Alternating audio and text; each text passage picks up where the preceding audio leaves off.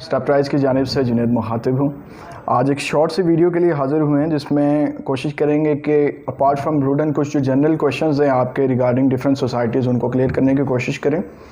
और इसमें स्टार्ट करते हैं। सबसे पहली चीज़ ये है जो आप लोगों की तरफ से पूछी जाती है कि हमेशा सोसाइटीज़ के अप्रूवल आने में क्यों टाइम लगता है। वेल बेसिकली ऐसा होता है कि कोई भी सोसाइटी जब लॉन्च होती है तो उसमें बहुत सारी चीज़ें ऐसी होती हैं जो कि रीजनल या प्रोविंशनल गवर्नमेंट की एक रूल होते हैं फॉर सोसाइटीज़। तो आपने उन रूल्स को या उन रिक्वायरमेंट्स को फ़र्स्ट ऑफ़ ऑल फुलफ़िल करना होता है और फिर उसके बाद जो है प्रॉपर्ली आपको एनओसी मिलता है। फॉर एग्ज़ाम्पल एक कानून है कि आपके पास for amount of like 50 years या 20 ईयर्स आपके पास वाटर रिजर्व रिसोर्सेज होने चाहिए, आपके पास फ़ोन कनेक्शंस होने चाहिए, आपके पास इलेक्ट्रिसिटी का कनेक्शन होना चाहिए।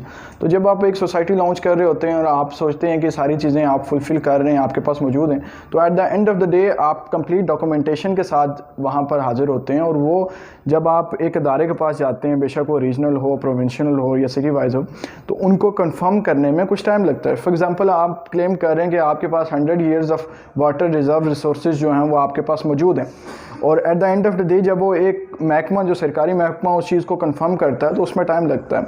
उसमें फिर आपकी टीएमए आ जाता है, आपका वासा आ जाता है, आपकी बिजली और गैस के तमाम तर जो कनेक्शंस होते हैं वो अगर आपके मौजूद हैं, तो इस सारे प्रोसेस की वेरिफिकेशन में चूँकि टाइम लगता है, तो दैट्स वाई जो at the end of the day जो सोसाइटीज़ लॉन्च हो रही होती हैं, जो एनओसी अपना सबमिट करवाती हैं, उसकी एक्चुअली वेरिफिकेशन में टाइम लग जाता है।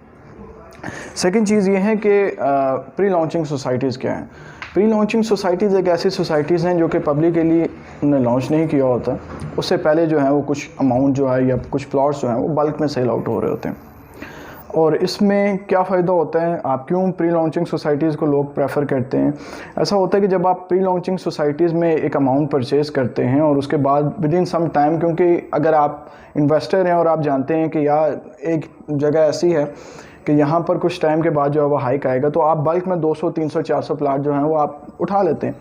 और at the end of the day जब वो प्रॉपरली सोसाइटी लॉन्च होती है और एक नॉर्मल जो कस्टमर है वो आके अपनी फॉर एग्जांपल रेजिडेंशियल में अगर उसने घर बनाना है तो वो वहाँ पर प्लॉट्स जो हैं वो परचेज़ करते हैं, तो उसमें जब आप उसको सेल आउट करते हैं दोबारा, तो you get quite a decent amount. और उसमें ही जो आपके पास मैक्सिमम जो इन्वेस्टर है वो यही करते हैं कि वो बल्क में प्लॉट्स उठाते हैं, देन वो सेल आउट करते हैं। वो मोस्टली ये प्री लॉन्चिंग सोसाइटीज़ में ही होता है। फर्स्ट थिंग इज़ क्योंकि इसमें रेट्स जो हैं वो काफ़ी अफोर्डेबल होते हैं जब आप इनको परचेज़ करते हैं, और आपको जो प्रॉफिट मार्जिन है वो बाज़ दफ़ा आपको 150% भी मिलता है जब आप देखते हैं कि यहाँ पर हाइक आने वाला। और इस तरह की बहुत सारी सोसाइटियाँ हैं। आपके पास कैपिटल स्मार्ट सिटी है, जब ये प्रॉपर्ली लॉन्च नहीं हुआ था, प्री लॉन्चिंग रेट्स पे लोगों ने वहाँ से उठाए, और अब जो है वो लोग अगर इसको सेल आउट कर रहे हैं तो obviously they are getting some benefits. और उसके बाद जो सेकंड जो हमारी सेकंड लास्ट टॉपिक है वो ये है कि इलीगल सोसाइटीज़ क्या होती हैं। इलीगल सोसाइटीज़ ऐसी सोसाइटीज़ हैं जो कि जिनका लैंड अपना नहीं होता, या बहुत सारी ऐसे सिनेरियोज़ होते हैं जो कि आपके जो सरकारी इदारों की जो रिक्वायरमेंट्स होती हैं उनको पूरा नहीं कर रहे होते हैं, ना वो पूरा कर सकते हैं। फॉर एग्ज़ाम्पल एक सोसाइटी है वो लॉन्च हो रही है, लेकिन उसमें उसके पास 3 से 4 साल के भी वाटर रिज़र्व नहीं है, और वो ऑलरेडी जो है वो सेल आउट कर रहे हैं, या उनके पास अपना लैंड ही नहीं है, तो उनको इलीगल करार दे दिया जाता है। मैं नाम नहीं मेंशन करना चाह रहा, बहुत सारी ऐसी सोसाइटीज़ हैं जो कि सेल आउट प्लॉट्स जो हैं वो बहुत ज़्यादा कर चुकी। At the end of the day जब वो बात रिलीज़ हुई तो उनको पता चला कि उनके पास जो अपनी जो अमाउंट ऑफ लैंड है वही कम था। तो ये होती हैं इलीगल सोसाइटी जिनके पास रिक्वायरमेंट्स ही उतनी नहीं होती कि वो एनओसी को फुलफ़िल कर सकें। ठीक है। What is the difference between एक इलीगल सोसाइटी में और एक ऐसी सोसाइटी में जिसका एनओसी पेंडिंग होता है। उसमें सबसे पहली चीज़ आपने ये कंफर्म करनी है कि जो एक सोसाइटी का एनओसी जो है वो अगर पेंडिंग में है, तो आपने फर्स्ट थिंग कंफर्म करनी है कि इनके पास जो तमाम जो बेसिक रिक्वायरमेंट्स हैं एनओसी को फुलफ़िल करने के लिए क्या उनके पास मौजूद हैं। लाइन है बिजली की, गैस की बिजली है, कितने साल का इनका वाटर का रिज़र्व है, ये सारी चीज़ें आप गूगल कर सकते हैं कि टीएमए या आरडीए की क्या रिक्वायरमेंट्स हैं सोसाइटीज़ के लिए, तो आप खुद भी देख सकते हैं कि यहाँ पर वो कितना फुलफ़िल कर रहे हैं। और उसके बाद कि क्या ये लैंड जो है जो वो सेल आउट कर रहे हैं, या उनका खुद का ओन है, लीज़ पे है, या फिर अभी ये बाद में परचेज़ करके बेचेंगे। ठीक है, तो ये डिफरेंट चीज़ें होती हैं। अगर ये सारी रिक्वायरमेंट्स जो है वो एक सोसाइटी फुलफ़िल कर रही है और वो प्री लॉन्चिंग में अभी उन्होंने लॉन्च नहीं किया, तो you can go for it. वहाँ से आपको एक रीज़नेबल और आपको एक अच्छा जो बेनिफिशियल रिटर्न है वो आपको मिलता है। और लास्ट थिंग है कि किस तरह रूडन का इसमें क्या सिनेरियो है और रूडन का एनओसी का प्रोसीजर कहाँ तक है और उसमें हमारे लिए क्या ऑप्शंस हैं।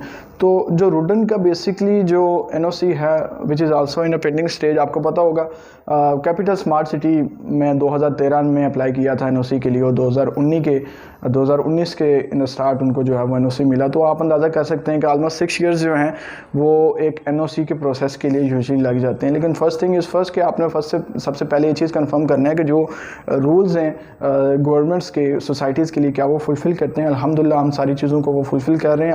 आरडीए की तरफ से हमारा जो एनओसी है वो पेंडिंग पे है, क्योंकि definitely that take some time.